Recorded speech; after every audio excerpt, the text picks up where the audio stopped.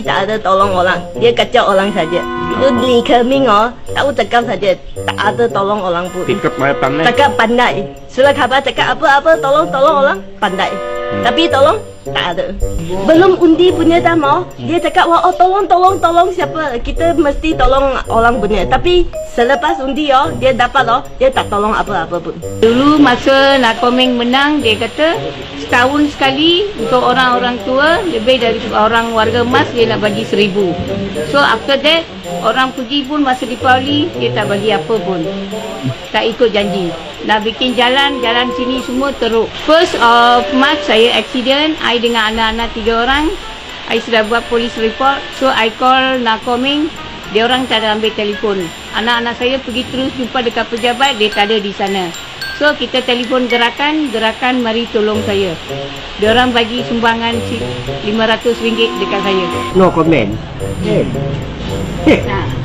Pembangunan apa yang dia buat di Taipei? Ada nampak apa-apa? Kosong, jorong.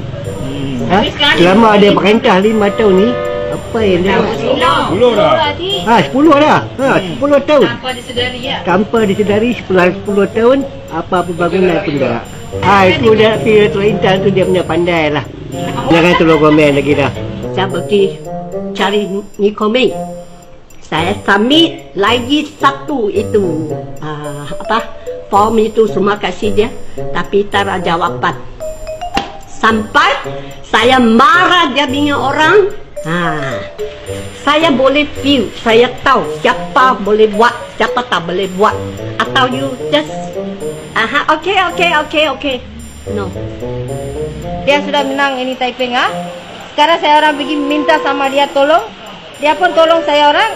Saya orang tak ada pergi dia punya rumah kerja. Lagi dia mau angkat balik itu tolongnya. Uang dia mau angkat balik. Lu orang pergi undi, tampil undi itu DAP. Lu surat khabar keluar ke? Lu apa video keluar ke? Saya tak tahu. Sekarang angkat cuci.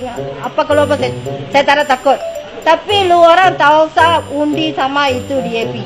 Dia tolong sama saya. Sekarang dia mau angkat balik. Saya nak dekat itu duit. Saya tak ada duit. Saya keluarga miskinnya.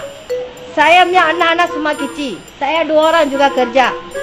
Saya mau jaga rumah, lagi mau bayar sewa, lagi mau itu keluarga banyak hal ada. Tapi sekarang dia mau angkat balik itu duit. Memang kalau nak katakan yang wakil YP tu tak dengar lagi lah. Tak nampak memang tak nampak lah. Dengar pun. Dengar. Tak dengar. Memang tak dengar. Serius lah.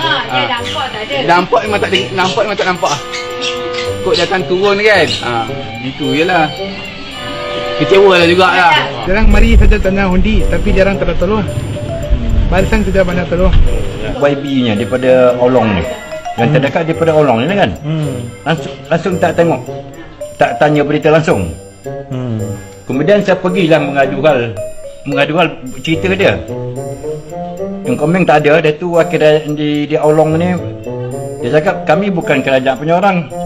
Awak dia tu pergilah sana, pergi sini, pergi ni. Kalau pergi sana, pergi ni, saya pun tahu. Dia cakap kita tu gerakan punya orang pun datang tengok kami. Pasal dia tak ada kuasa, dia cakap. Tapi kenapa dia datang?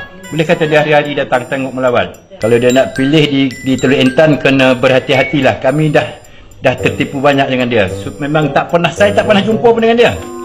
Kalau dia nak dicalonkan ke Teluk Intan tu, kalau boleh tak usahlah dicalon dia. Pasal kami sini dah banyak terjadi beberapa hal di sini. Memang dia tak pernah datang nak tunjuk muka pun. Nak tanya berita, apa perkembangan. Langsung tak ada tengok. Nak mati, matilah kamu. Nak hiduplah kamu. Itulah istilahnya. Mana warga Teluk Intan tu, pilihlah yang lain. Janganlah pilih dia. Lebih baik pilih lagi BN dah tentu dah.